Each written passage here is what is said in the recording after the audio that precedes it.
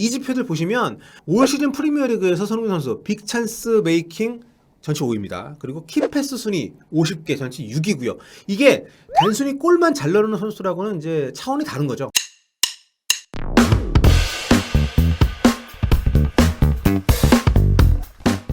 토트넘이 번니 상대로 4대0 대승을 거뒀습니다. 모처럼 시원시원한 경기였는데요.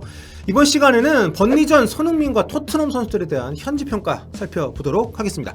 손흥민의 번니전 활약 대단했죠. 영국의 BBC는 손흥민이 베일한테 이제 두 번째 골 만들어주는 이 장면을 설명을 하면서 손흥민에게 토트넘의 아키텍트다, 즉 설계자, 건축가 이런 표현을 썼어요. 멋지지 않습니까?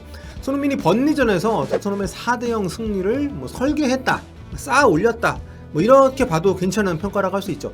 이게 다가 아닙니다. BBC의 프리미어리그 분석 프로그램이죠. MOTD에서도 평가 굉장히 인상적이었는데요. 사실 2골 1도움 기록한 베일의 활약이 표면적으로는 가장 뛰어나긴 했습니다만 이 시합에서 사실 베일만으로는 설명할 수 없는 게 너무나도 많죠. 그래서 MOTD에서도 가레스 베일의 부활을 짚기 전에 토트넘 공격수들의 화려한 조합, 그리고 이 선수들이 어떻게 플레이했는지에 대해서 굉장히 좀 긴 시간을 할애를 해서 언급을 했습니다. 특히 프리미어리그 레전드죠. 앨런 슈어러는 손흥민과 케인을 비롯한 공격진들이 run riot, 그러니까 수고로 지금 마구 날뛰다 이런 의미인데, 직역하면 폭동을 일으켰다.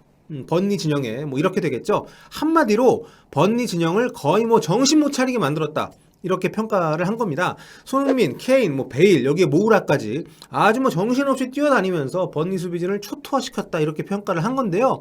그 중에서도 손흥민을 평가를 하면서 케인이 공을 잡고 있으면 당연하게도 놀랍지 않게도 이 손흥민 선수가 달려나간다, 이렇게 어떤 전매특허 플레이에 대해서 언급을 한 부분 굉장히 인상적이었습니다. 그리고 어제 또 다른 레전드죠. 로이킨, 이분은 이제 스카이 스포츠 해설위원인데, 이분이 토트넘 설명을 하면서 토트넘을 깎아내리면서 본의 아니게 손흥민 선수를 굉장히 극찬을 한 부분이 있습니다. 토트넘의 손, 케인 빼고는 죄다 에버리지 플레이어들이라고. 네.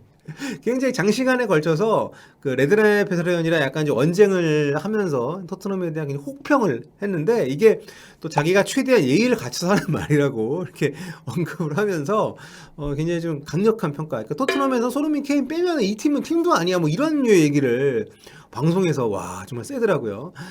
참 어떤 이런 얘기, 로이킨의 얘기하고 또 시어의 얘기가 이렇게 또 연결이 되면서 굉장히 좀 저희 입장에서는 토트넘 팬들이 기분 나쁠 수 있습니다만 손흥민 선수 팬들에게는 아주 기분 좋은 얘기들 많이 나왔습니다. 자, 그렇다면 대체 손흥민이 어땠길래 폭동, 라이엇이라는 단어까지 나왔느냐?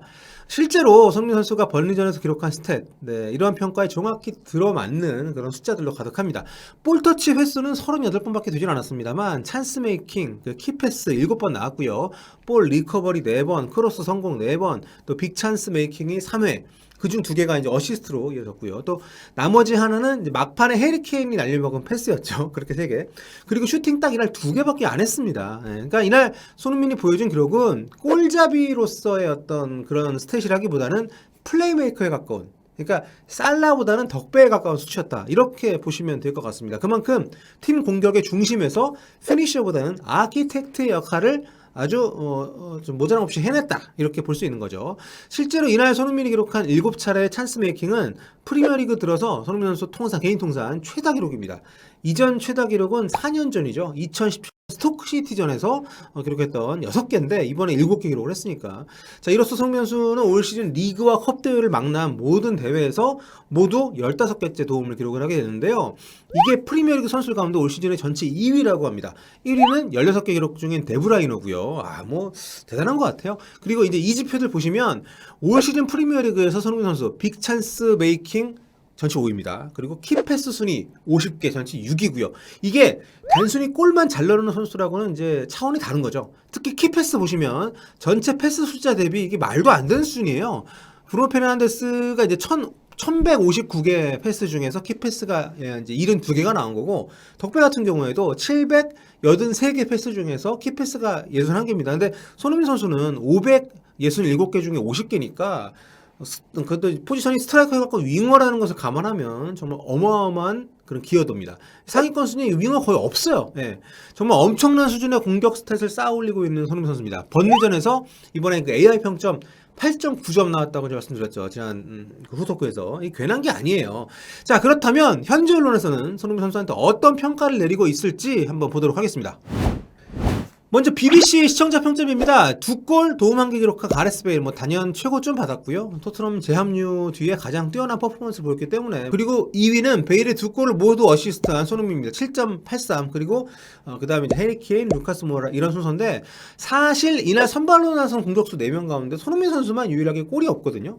근데 AI 평점도 그렇고 BBC 팬 평가도 그렇고 손흥민이 베일 다음입니다. 이거 보면 골 유무만으로 평가하기에는 손흥민 선수의 기여도가 굉장히 높았다, 이렇게 볼 수가 있는 거죠. 다음 풋볼 런던 가볼까요? 여기는 평점이 화끈합니다.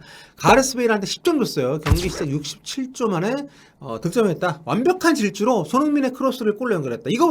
이거는 사실 물론 베일의 어떤 그 감각도 뛰어났습니다만 손흥민이 거의 떠다 매겨준 거죠. 건드리면 들어갈 수 있게.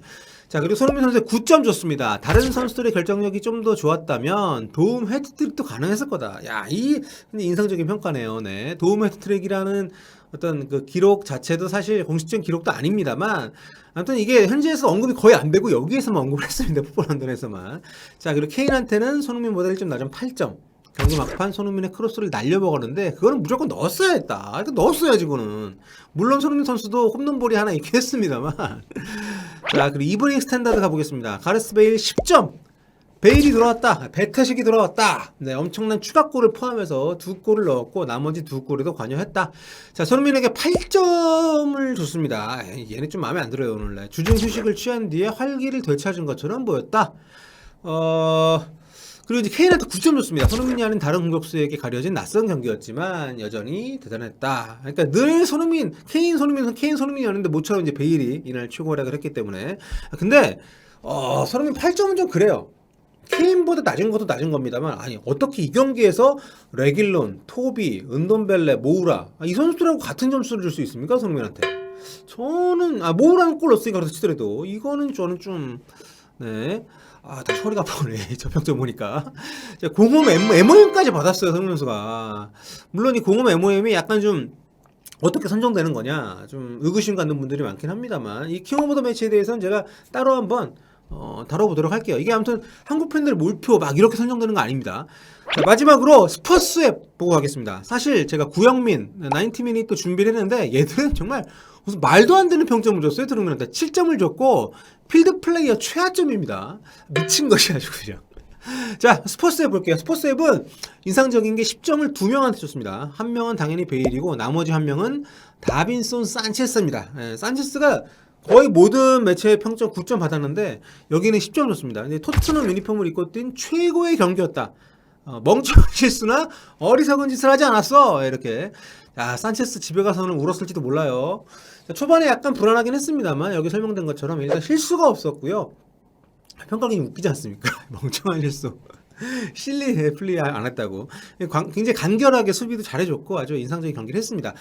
경기 시작 2분, 손흥민 선수한테 이제 9점을 줬고요. 경기 시작 2분 만에 가레스 베일한테 넣어준 크로스. 이날 경기 톤을 정했다. 이날 경기 그러니까 톤 앤 매너. 이날 경기가 어떤 방향으로 흘러갈지를 이 경기 시작 2분 만에 베일 골 나온 게 이게 아주 중요했잖아요. 굉장히 이게 축구 잘 보는 친구야. 우리들의 스포츠 앱.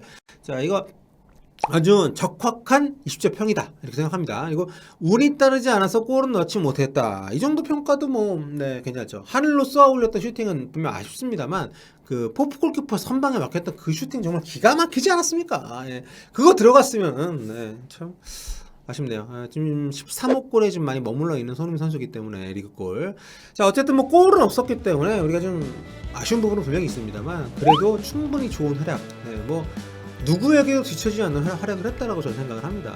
골이 늘 들어가면 좋습니다만 이런 날도 있는 거죠. 그리고 무엇보다 로이 킨, 또 앨런 셔러 이런 어떤 그 레전드들, 그리고 로이 킨은 정말 입이 정말 더러운 사람이거든요. 굉장히 악담을 입에 달고 사는 사람인데 저 사람이 이 토트넘의 손흥민, 케인 빼고 다 쓰레기야 이런 얘기를 했다는 것도 저는 굉장히 인상적이었다는 말씀을 드립니다. 자, 오늘 번니전 4대0 대승 거둔 토트넘 손흥민 중심으로 현지 평가 알아봤고요. 다음 시간에 또 뵙도록 하겠습니다. 여러분, 굿바.